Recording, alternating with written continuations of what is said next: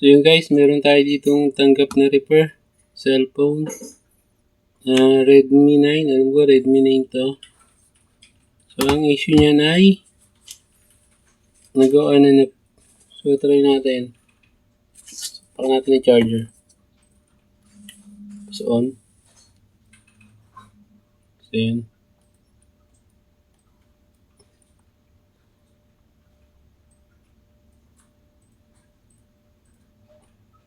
So yan, pabalik-balik lang yung logo, hindi natuloy.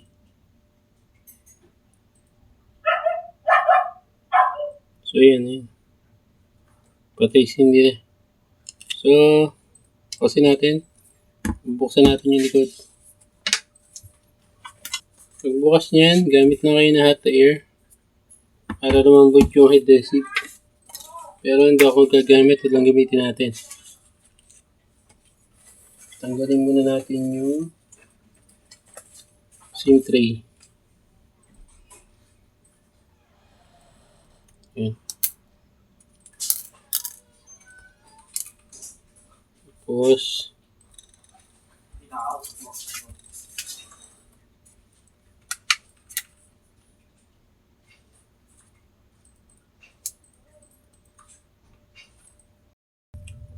so ayan, tanggalan natin yung cover.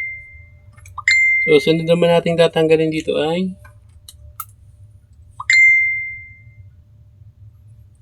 ito. Tanggalin natin na screw. Kasi, check natin yung battery. Minsan kasi, sa battery lang yan. Pagka ganun on and off. So, try natin. Tingnan natin yun.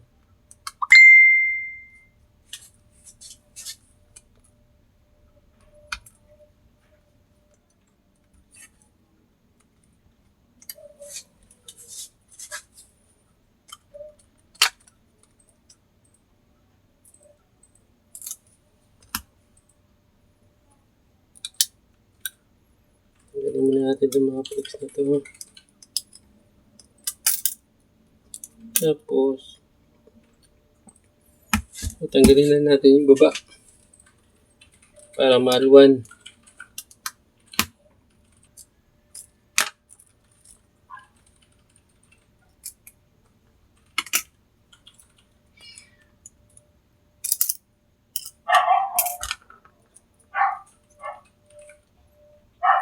Tanggalin natin yung battery.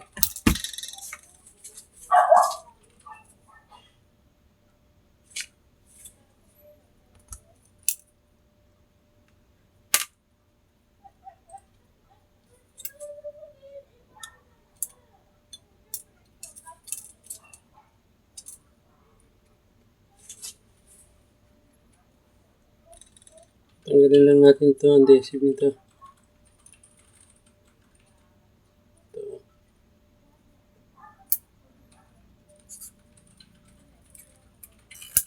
Buti naman hindi na putol. Ito isa. Para hindi na tayo mahirapan magtanggal.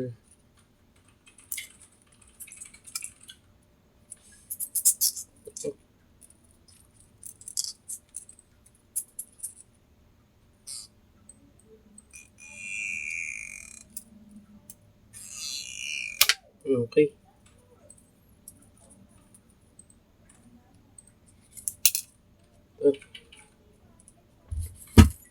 Check natin yung fuse.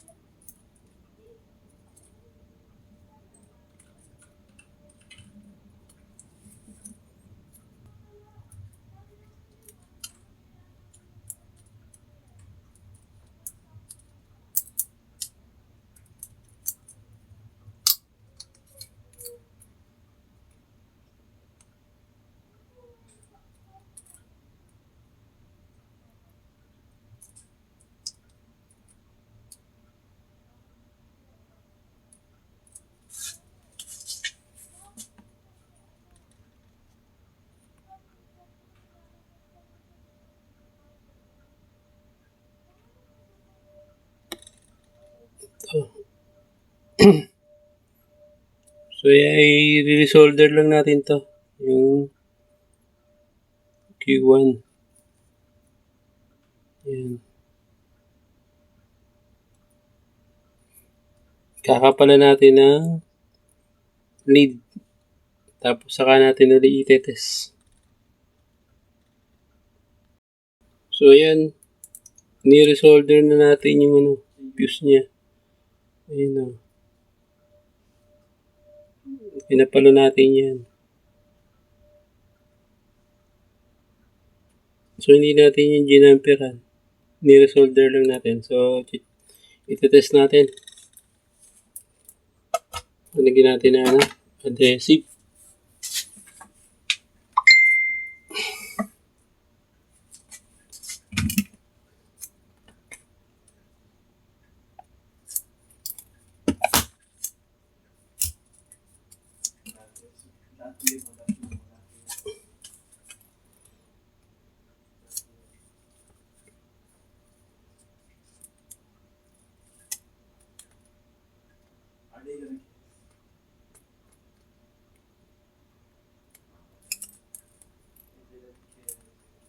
Ito natin.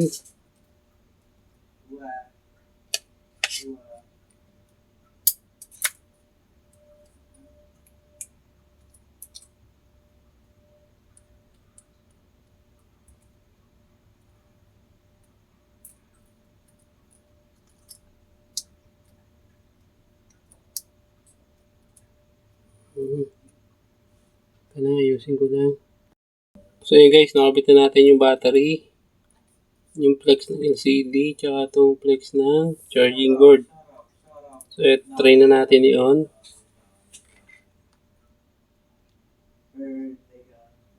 So yun, naka-on na yan. Tingnan natin kung magtutuloy na.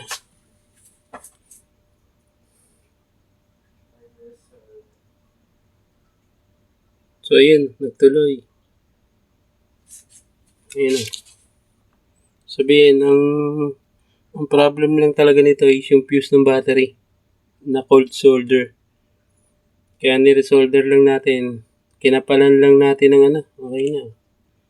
Kinapalan lang natin ng soldering LED. So okay na to. Ipipix na lang natin ang final. Para matest natin ang final. So yun guys, okay na yung ating nire-repair. Yan na. So yan. Final fix na natin yan. Na final test na din. So okay na. So hanggang dito na lang guys. Salamat.